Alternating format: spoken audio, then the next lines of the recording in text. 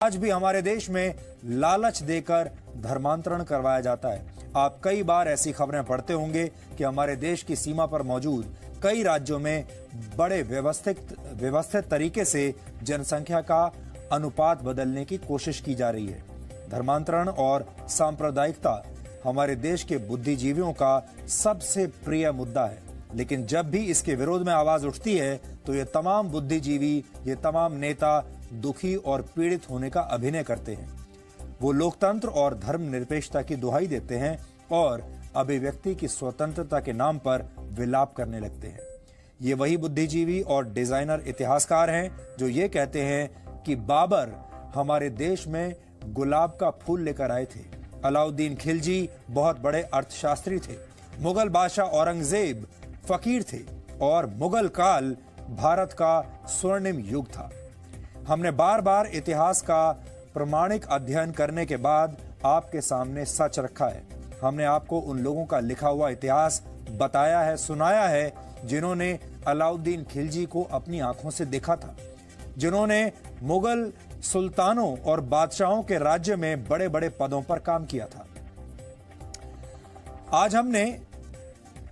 आज हमारे पास 13वीं और 14वीं शताब्दी के इतिहास से जुड़ी कुछ और किताबें हैं जो मैं आपको आज दिखाना चाहता हूं, जो लेकर आया हूं अपने साथ।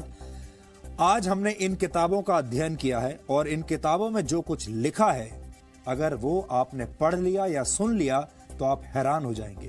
पहले हम आपको एक वीडियो विश्लेषण दिखाएंगे और इसके बाद हम आपको इन किताबों में लिखी कुछ घटनाओं के बारे में बताएंगे।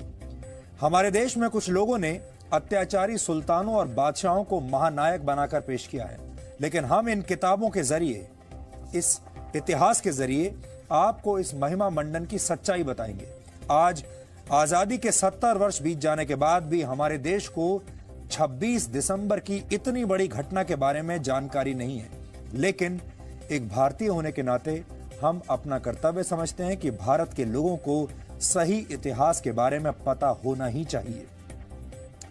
जी न्यूज की टीम ने पंजाब के आनंदपुर साहिब का दौरा किया और वहां के इतिहास को अपने कैमरे में रिकॉर्ड किया। यह हमारे देश के पूर्वजों की वो धरोहर है जिसमें संघर्ष का इतिहास छुपा हुआ है। आज इस मौके पर हम पूरे देश से एक बहुत बड़ा सवाल पूछना चाहते हैं। इतिहास जैसा है वैसा ही बताया जाना चाहिए या फिर इतिहास को एक खास विचारधारा के फ्रेम में फिट करने के लिए तथ्यों को तोड़ना मरोड़ना सही है? दुनिया भर के विद्वानों ने कहा है कि इतिहास से सबक लेना चाहिए ताकि भविष्य अच्छा बन सके। इस बात को एक और तरीके से भी कहा जा सकता है कि अगर हम गलत इतिहास पढ़ेंगे तो इतिहास से गलत सबक मिलेगा और ऐसे में हमारा भविष्य सही कैसे हो सकता है। हमारे वीडियो विश्लेषण से आपको यह पता चला कि आज की तारीख इतनी महत्वपूर्ण क्यों है। यह घटना उस वक्त की थी जब देश के एक बड़े हिस्से पर मुगल बादशाह औरंगजेब की हुकूमत चल रही थी। औरंगजेब इकलौता ऐसा बादशाह नहीं था जिसने भारत पर अत्याचार किए। अलाउद्दीन खिलजी से लेकर औरंगजेब तक सांप्रदायिकता के नाम पर मानव अधिकारों की हत्या की गई, लेकिन हमारे देश के डिजाइनर इतिहासकारों ने अपनी बुद्धि और योग्यता का इस्तेमाल किया और बड़ी चालाकी से सारी की सारी जिम्मेदारी अकेले औरंगजेब पर डाल दी और ऐसा दिखाने की कोशिश की कि सिर्फ औरंगजेब ही एकमात्र क्रूर बादशाह था और बाकी सब बड़े अच्छे बादशाह थे। लेकिन ये बात सच नहीं है। आज हमारे पास दो किताबें हैं।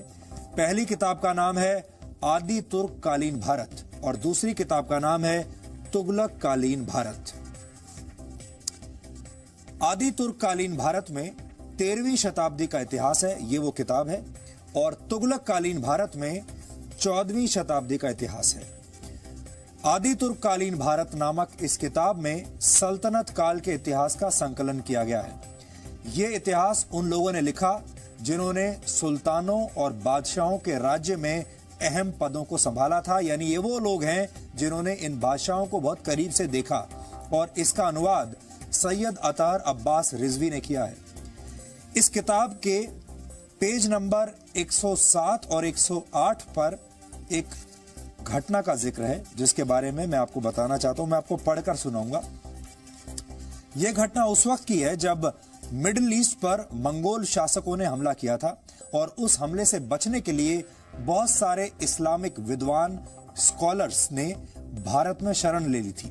जब इन विद्वानों ने भारत के समाज को देखा तो यहाँ के नागरिकों के बारे में अपने जो विचार उन्होंने प्रकट किए, उसी का यहाँ पर जिक्र किया गया इस किताब में। उस वक्त दिल्ली के सुल्तान इल्तुतमिश थे और उनके वजीर ने इन विद्वानों के साथ चर्चा के बाद भारत के नागरिकों के बारे में जो बातें कही, वो मैं आज आपको पढ़कर सुना रहा हूं। देखिए क्या लिखा।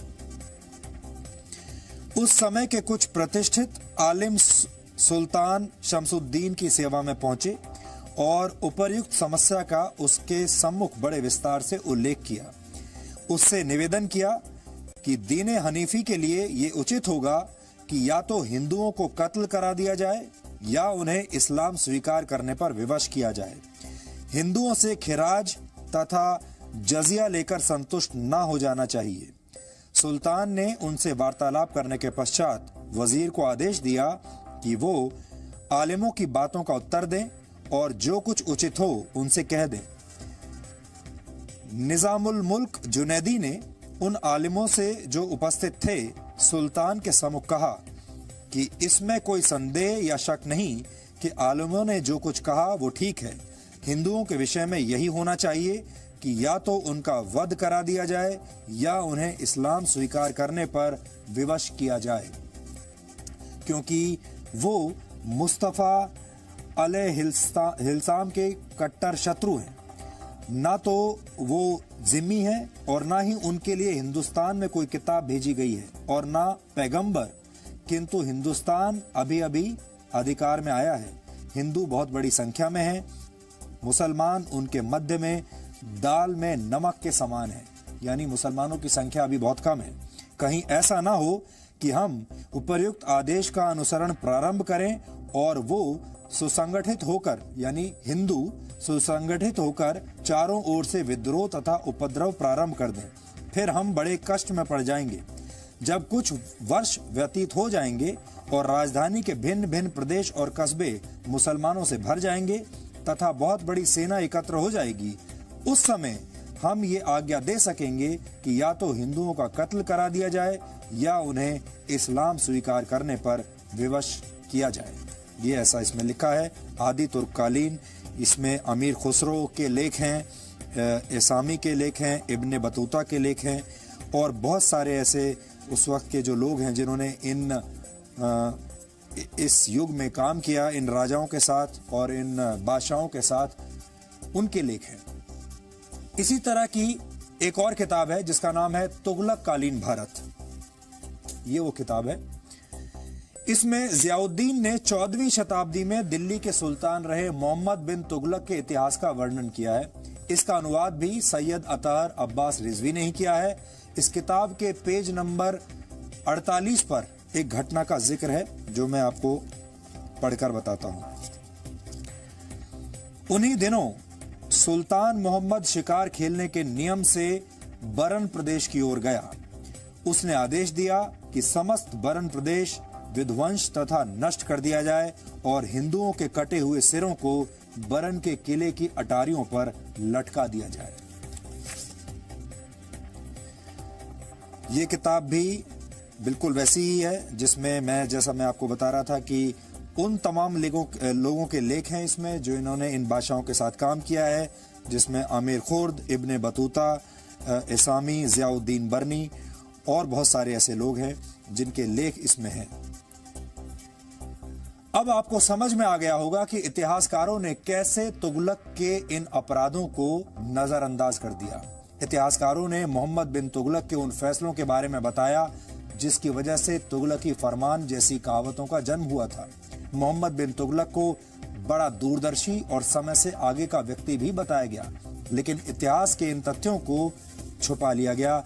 ये जो बातें हैं इतिहास की, ये जो तस्वीरें हैं, ये जो घटनाओं का जिक्र किया गया है, इन तमाम घटनाओं को आपसे छुपा लिया गया और आपको सिर्फ ये बताया गया कि ये जो तमाम बादशाह थे ये बड़े नेक दिल बादशाह थे और मुगल काल भारत का स्वर्णिम युग यानी स्वर्णिम काल